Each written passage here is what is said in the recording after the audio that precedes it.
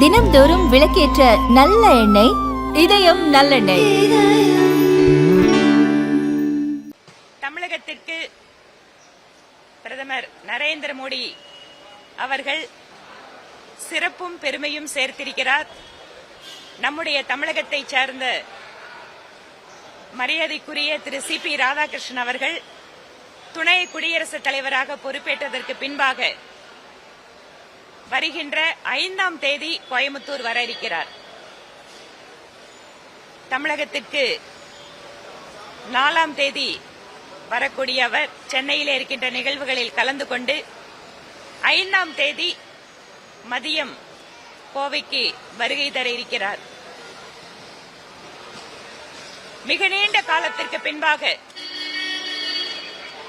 நம்முடைய தமிழர் ஒருவர் துணை குடியரசுத் தலைவராக பொறுப்பேற்றிருக்கிறார். அதுவும் முதல் முறையாக தமிழகத்திற்கு அவர் வருகின்ற பொழுது சிறப்பான வரவேற்பு ஏற்பாடுகளை செய்வதற்கு பாரதிய ஜனதா கட்சியின் சார்பிலேயும் இந்த பகுதியில் இருக்கக்கூடிய பல்வேறு அமைப்புகள், தொழில் அமைப்புகள், வணிக சங்கங்கள், பல்வேறு தன்னார்வ தொண்டு நிறுவனங்கள் மற்றும் சமுதாய அமைப்புகள் எல்லாம் அனைவரும் இணைந்து அவருக்கு மிகப்பெரிய ஒரு பாராட்டு விழாவை ஏற்பாடு செய்து கொண்டிருக்கிறோம்.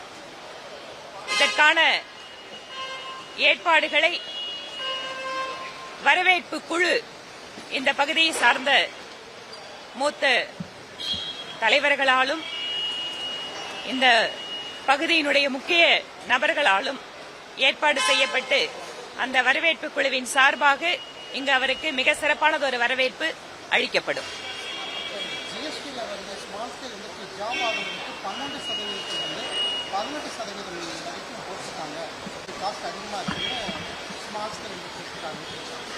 இப்ப நான் தொழில் அமைப்புகள் எல்லாத்தையும் சந்திக்கிறதுக்காக தான் போயிட்டு இருக்கேங்க.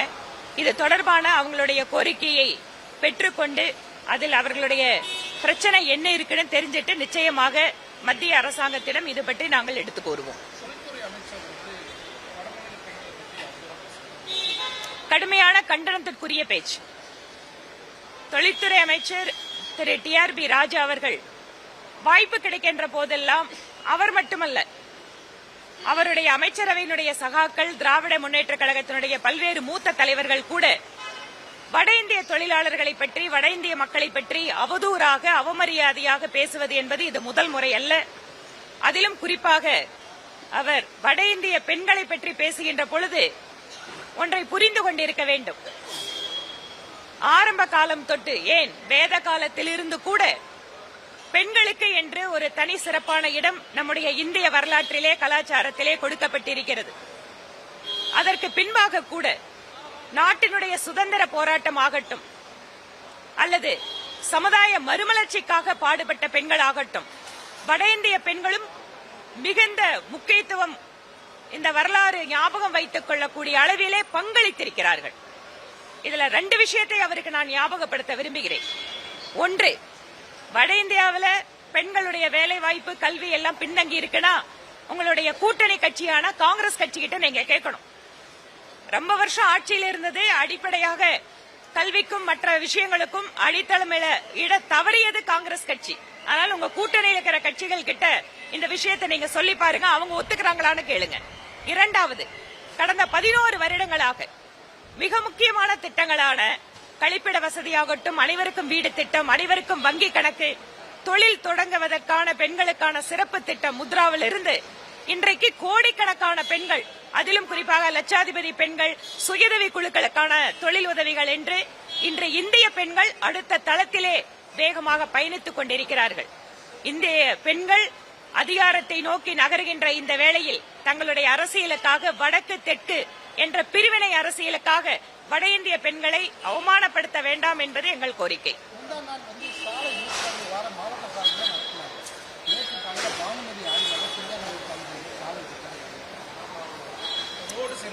சாலை ரோடு சரியில்லைங்கிறது மட்டும் இல்லைங்க, சாலை விபத்தில் அதிகமாக உயிரிழக்கக்கூடிய ஒரு மாநிலம் என்றால் அது தமிழகமாக இருக்கிறது.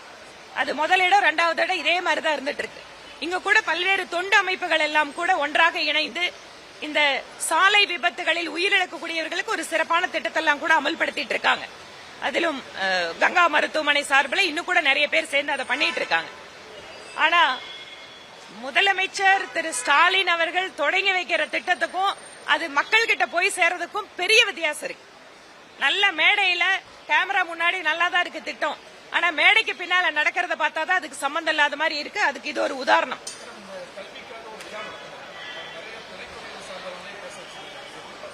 இது இன்னொரு டிராமா அரசாங்கத்தோட இன்னொரு நடவடிக்கை. அவங்களுக்கு தேவைப்படக்கூடிய இல்ல முக்கியமான நபர்கள் அவங்களெல்லாம் கூப்பிட்டு கல்வியை பத்தி பேச வச்சிருக்கிறது. இன்னைக்கு எத்தனை பள்ளிக்கூடங்கள், அரசு பள்ளிக்கூடங்கள் மூடப்பட்டிருக்கு, இது உங்க சாதனை.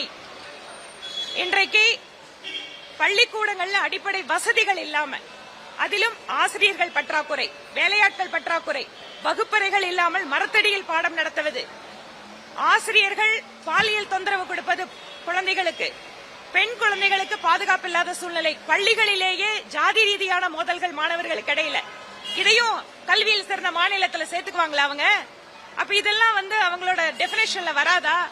இது மக்களை ஏமாற்றுறதுக்காக நாடகத்துல கொஞ்சம் சினிமாக்காரங்கன்னா மரியாதை குறைச்சலா சொல்லல, துறைக்கு சம்பந்தமே இல்லாதவங்களை கூப்பிட்டு நீங்க விளம்பரத்துக்காக இந்த நாடகத்தை நடத்திட்டு இருக்கீங்க. கொஞ்சம் கொஞ்சமாக உங்கள் நாடகத்தினோட அந்த போடுற மேக்கப் எல்லாம் கலைஞ்சிட்டே வருது திமுக கவர்மெண்ட்.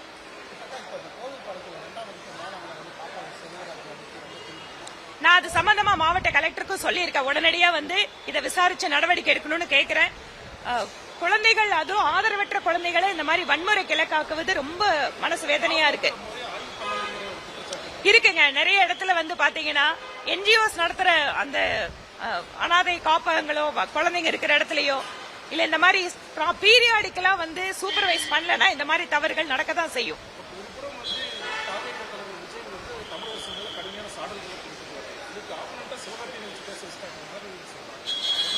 திமுக இது ஒண்ணு புதுசு இல்லைங்க. அரசியல் கட்சி தலைவருக்கு எதிராக சினிமாக்காரங்களை வச்சு, நான் திருப்பியும் சொல்றேன், சினிமாக்காரங்கிற வார்த்தை அவமானத்துக்கு இல்ல, துறைக்கே சம்பந்தமில்லாத ஆட்களை அவங்க பிரபலத்துக்காக மட்டும் பயன்படுத்துறது. அது டிராமா அரசு. அதுதானே திராவிட மாடல்ல டிராமா அரசு தான். நானும் அதை வீடியோல பார்த்தேன். அதாவது உடை அப்படிங்கறது நிச்சயமா ஒரு தனிப்பட்ட விருப்பு தான், அதுல சந்தேகம் இல்ல. அது அந்த மாதிரி அவங்க அப்படி பிஹேவ் பண்றது ரொம்ப அதிர்ச்சியா இருக்கு. நீங்க பூ வாங்குற பெண்கிட்ட உடையை பத்தி பேச வேண்டிய அவசியம் இல்ல. அதே மாதிரி பொது வெளிகள்ல அப்படின்னு வரும்போதும் ஒரு ஆடைக்கு அப்படின்னு சொல்லிட்டு ஒரு கண்ணியம் அப்படின்னு இருக்கு. இதெல்லாமே இண்டிவிஜுவல் சாய்ஸஸ் நாம ஃபாலோ பண்ண வேண்டியது.